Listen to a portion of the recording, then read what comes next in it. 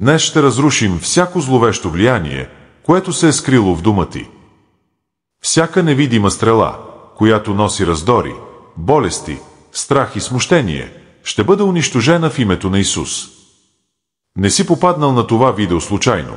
Тази молитва е акт на духовна война и твоето семейство ще излезе изпод всяка атака. Преди да започнем, напиши в коментарите от кой град гледаш това видео. Искам да се моля конкретно за теб, за твоя дом и за твоето семейство. Господи, ти чуваш желанието на смирените, ти укрепваш сърцата им и обръщаш ухо към тяхната молба. Ти защитаваш сеирака и потиснатия, за да не плаши вече смъртен човек.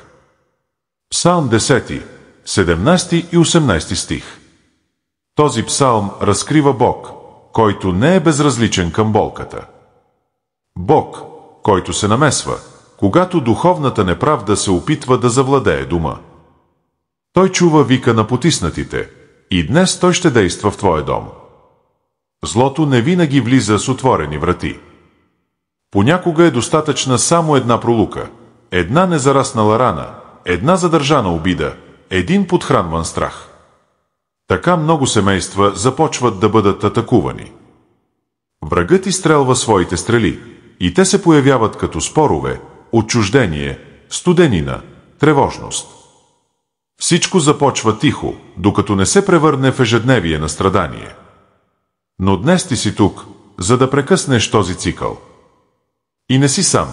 Псалм 10 казва, че Бог защитава потиснатите и заглушава онези, които сеят страх.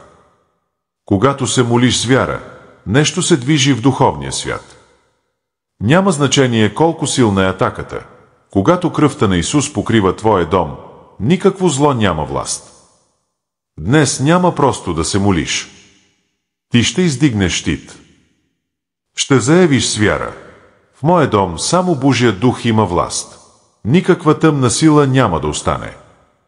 Господи Боже, днес се моля с духовна власт за този дом. Нека всяко зловещо влияние, което е влязло в това семейство, да бъде разрушено сега в името на Исус. Където има страх, донеси мир. Където има раздор, излей примирение. Където има болест, освободи изцеление.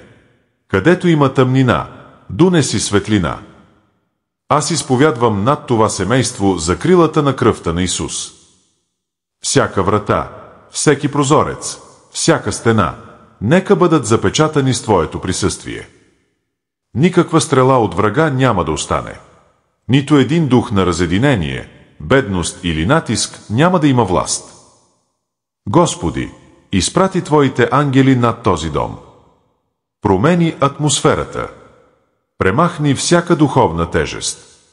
И нека от днес нататък този дом бъде белязан от Твоята слава. Моля се с вяра, в името на Исус. Амин.